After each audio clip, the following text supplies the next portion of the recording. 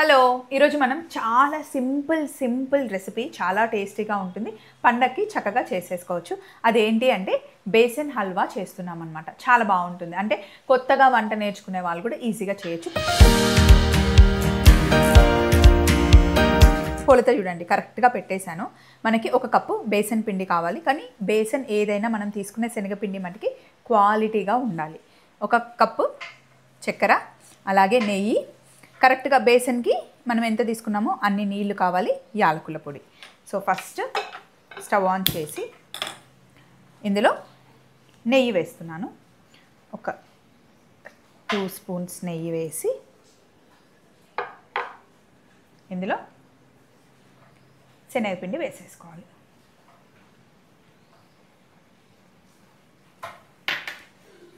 అసలు కమ్మటి వాసన వస్తుంది శనగపిండి వేగిన తర్వాత.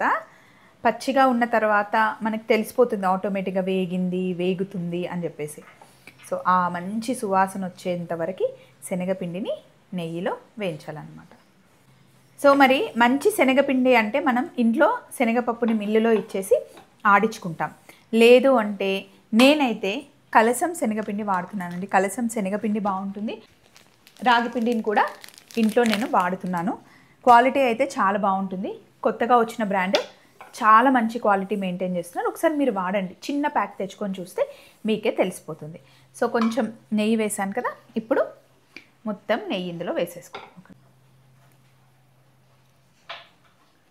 పండగ అంటేనే మనం స్వీట్స్ ఎక్కువగా చేసుకుంటాం.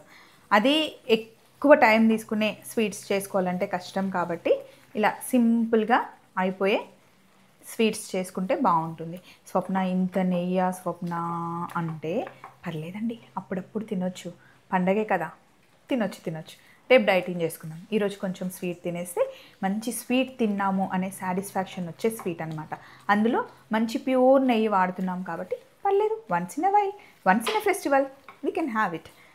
సో ఇలా శనగపిండి ఎంత వేసుకుంటున్నామో అంత నెయ్యి వేసి పచ్చివాసన పోయేంత వరకు, కమ్మటి వాసన బయటికి వచ్చేంత వరకు శనగపిండిని వేయించుకోవాలి. కొంచెం మీరు నెయ్యి తగ్గించుకోవాలంటే తగ్గించుకోవచ్చండి, పర్లేదు. ఇలా కలర్ చేంజ్ అయ్యేంత వరకు మంచిగా వేయించుకోవాలి. మాడిపోతే మళ్ళీ బాగుండదు. నెయ్యిలో చక్కగా వేయించుకోవాలి. మీరు కొంచెం నెయ్యి తగ్గించుకొని చిన్న మంటలో పెట్టి వేయించుకుంటా అంటే అలా కూడా వేయించుకోవచ్చు.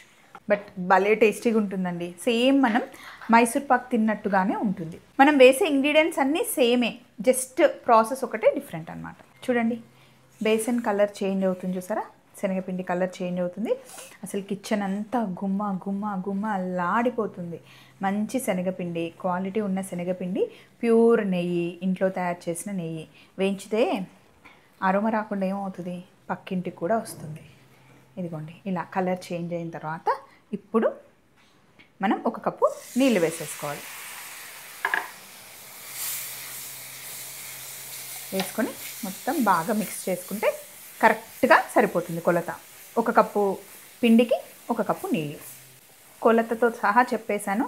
చాలా ఈజీగా తయారు చేసుకునే స్వీట్ అనమాట. అప్పటికప్పుడు స్వీట్ క్రేవింగ్ పోవాలి అంటే అప్పటికప్పుడు తయారు చేసుకునే స్వీట్.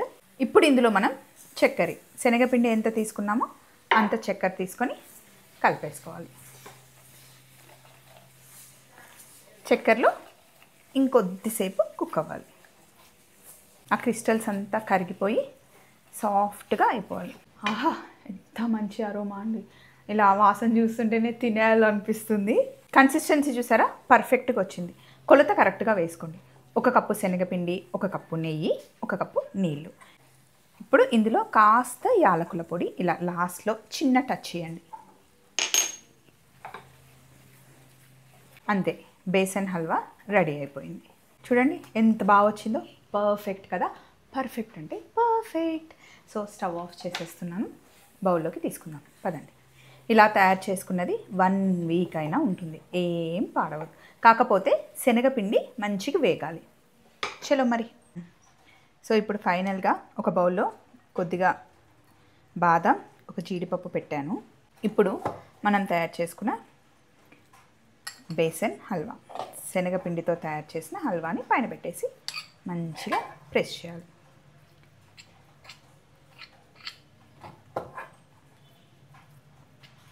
మీరందరూ ఇలా చేయాలి, ఇలాగే తినాలని ఏం లేదు. జస్ట్ నేను ప్రెజెంటేషన్ చూపిస్తున్నాను అంతే. ఇప్పుడు దీన్ని బౌల్లోకి తీసుకున్నాం. అంతే. చూడండి ఎంత బాగా అనిపిస్తుందో. బేసన్ హల్వా అద్దరిపోతుంది. ఈసారి మీరు ట్రై చేయండి. బాగాలేదంటే నాకు కామెంట్ చేయండి, ఎలా ఉందో కూడా కామెంట్ చేయండి. అబ్బా, పండగకైతే స్వీట్ రెడీ అయిపోయిందని, అద్దరిపోయింది. సింపుల్గా ఇంట్లో తయారు చేసుకోవాలంటే ఇలా కలసం బ్రాండ్ని ట్రై చేయండి. లేదా దీంట్లో శనగపిండి ఉంటే రెసిపీని మటుకి అస్సలు మిస్ కాదు. మరొకసారి అందరికీ